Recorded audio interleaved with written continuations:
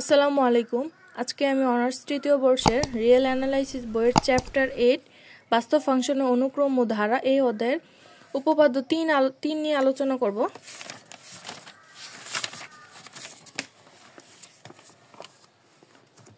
গত ক্লাসে আমি ভায়াস্ট্রাসের র্যাম্প পরীক্ষণ করেছিলাম, আপনারা চাইলে দেখে আসতে পারেন।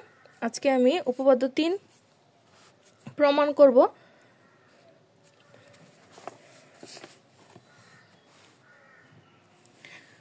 উপপাদ্য 3 হচ্ছে, যদি একমাবি বদ্ধ ব্যবধিতে ফাংশনের অনুক্রম, এটা কিন্তু অনুক্রমের চিহ্ন আমরা জানি, fn(x) এটা হচ্ছে অনুক্রম ফাংশন সংজ্ঞায়িত এবং একমাবি বদ্ধ ব্যবধিতে fn(x) এই ফাংশনটা fx এর সুষমভাবে অভিসারী হয়।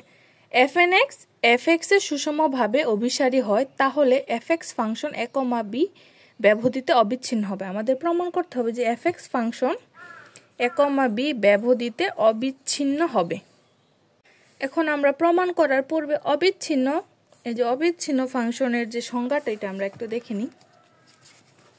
এটা চ্যাপ্টার 5-এ দেওয়া আছে।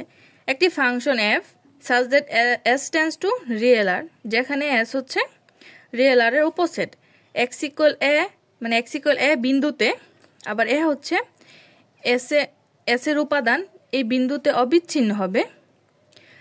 মানে বোঝাইছে যে f ফাংশনটা a বিন্দুতে অবিচ্ছিন্ন হবে যদি যে কোনো এপসিলন গ্রেটার দেন 0 এর জন্য কোনো ডেল গ্রেটার দেন 0 বিদ্যমান থাকে, যেন পরম মান fx minus fa less than epsilon, যেখানে x minus a less than del. এখন আমাদেরকে কি প্রমাণ করতে হবে? পরম মান fx minus fa less than epsilon, যেখানে x minus a less than del. আমরা যদি এই আকারে আনতে পারি তাহলে বুঝবো যে fx ফাংশনটি একমাবি বদ্ধ ব্যবধিতে অবিচ্ছিন্ন। এখন আমাদের এই উপপাদ্যটার প্রমাণে যেহেতু একমাবি বদ্ধ ব্যবধি দেওয়া আছে, তাই আমরা যে কোনো একটা বিন্দু a না নিয়ে c নিয়ে কাজ করব। যদি c যে কোনো একটা বিন্দু হয় তাহলে আমাদেরকে আকারটা কি হবে? fx minus fc less than epsilon, x minus c less than del. এটা যদি আমরা আনতে পারি তাহলে আমাদেরকে উপপাদ্যটা প্রমাণ করা হবে। এখন এতটুকু আপনারা বোঝার সুবিধার্থে আমি প্রথমে আপনাদেরকে বলে দিলাম। এখন আমি উপপাদ্যটা প্রমাণ শুরু করব। প্রমাণ: মনে করি একমাবি বদ্ধ ব্যবধিতে অবিচ্ছিন্ন ফাংশনের অনুক্রম fn(x) যা fx এর সুষমভাবে অভিসারী। এই যে প্রথমে যা দেওয়া আছে এতটুকু পর্যন্ত আমরা সরাসরি যদি লিখে দিই তাহলে হবে। অভিসারী প্রমাণ করতে হবে যে কি fx ফাংশন একমাবি বদ্ধ ব্যবধিতে অবিচ্ছিন্ন। fx ফাংশন অবিচ্ছিন্ন হবে যেহেতু এই যে fn(x)টা কি fx এর সুষমভাবে অভিসারী, তাই আমরা লিখতে পারি, যেহেতু সুষমভাবে অভিসারী fn(x), আমরা লিখতে পারি এপসিলন গ্রেটার দেন 0 এর জন্য একটি ধনাত্মক পূর্ণ সংখ্যা m বিদ্যমান থাকবে, যেখানে fn(x) minus fx less than epsilon by 3। আমরা যদি আগের ম্যাথগুলোর মতো হিসাব করি তাহলে কিন্তু আমাদের লেখার কথা ছিল fn(x) মাইনাস fx পরমান লেস দেন এপসিলন, কিন্তু এখানে লেখা হয়েছে এপসিলন বাই 3। এটার কারণটা আমি উপপাদ্য শেষে আপনাদেরকে একদম ডিটেলসে বলে দেব। আপনারা শুধু এখানে এপসিলনের জায়গায় এপসিলন বাই 3 লিখে আগে 3 লিখেন, তারপরে আমি কারণটা বলতেছি।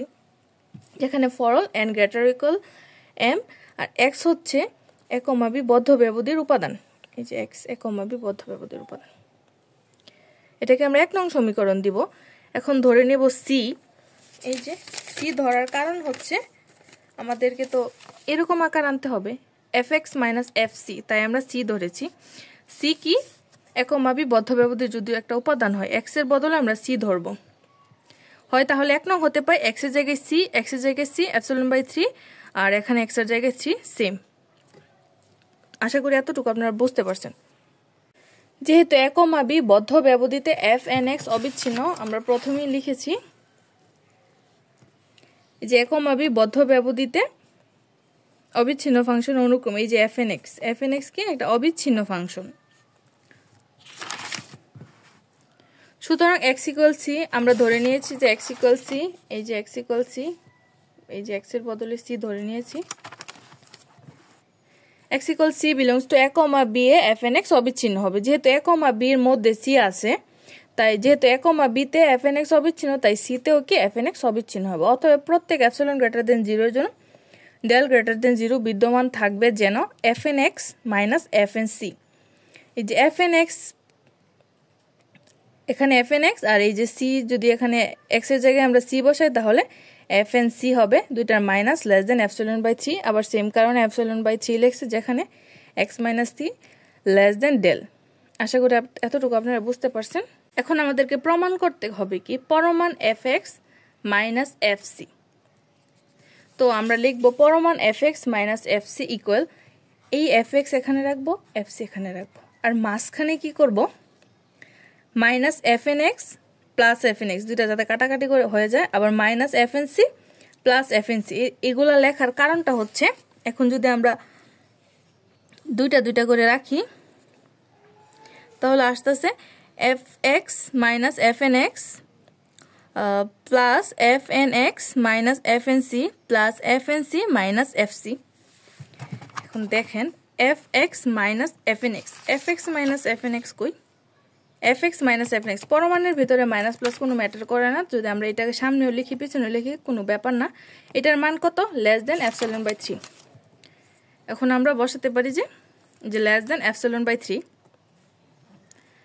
যে লেস দেন এপসিলন বাই 3। আবার fnx মাইনাস fnc, এই যে fnx মাইনাস fnc মান কত, less than epsilon by 3, epsilon by 3। আবার কি fnc মাইনাস fc, এটার মান কত, fnc মাইনাস fc, এটার মানও কি লেস দেন এপসিলন বাই 3, এই যে লেস দেন এপসিলন বাই 3।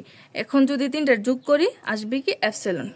এই কারণে আমাদেরকে যেহেতু প্রমাণে আনতে হবে এপসিলন, এই কারণে আমরা যেহেতু তিনটা মান আসবে, একটা দুইটা তিনটার যোগ করে যাতে এপসিলন আসে, তাই আমরা epsilon by 3, epsilon by 3, epsilon by 3 তিনটা হিসাব করেছিলাম। এই লাইনটা হয়তো আপনারা বুঝতে পারছেন যে পরম মানের মাঝখানে যদি আমরা লিখি এ, এটাকে কল্পনা করি এ, এটাকে বি, এটাকে সি কল্পনা করি, তাহলে আমরা লিখতে পারি পরম মান A plus B plus C less or equal পরম মান এ প্লাস পরম মান বি প্লাস পরম মান সি। তাই লেস অর ইকুয়াল দিয়ে পরম মান এ, পরম মান বি, পরম মান সি লিখছি। এতটুকু বুঝতে পারছেন আশা করি। এতটুকু কমপ্লিট। যখন X minus C less than del, এই যে আমাদের প্রমাণের সম্পূর্ণটা চলে আসছে। এখন এটাকে আমরা কি বলতে পারি, x equal to c belongs to a, b A fx ফাংশনটি কি অবিচ্ছিন্ন। এটাকে যদি লিমিট আকারে লিখি তাহলে limit x tends to c, যখন x এর মান c, এই যে x এর মান যখন c, তখন fx এর মান হবে fc। বুঝতে পারছেন। আপনাদের যদি ভিডিওটি ভালো লাগে তাহলে চ্যানেলটিকে সাবস্ক্রাইব করে দিবেন এবং ভিডিওতে একটা লাইক দিয়ে দিবেন। ধন্যবাদ।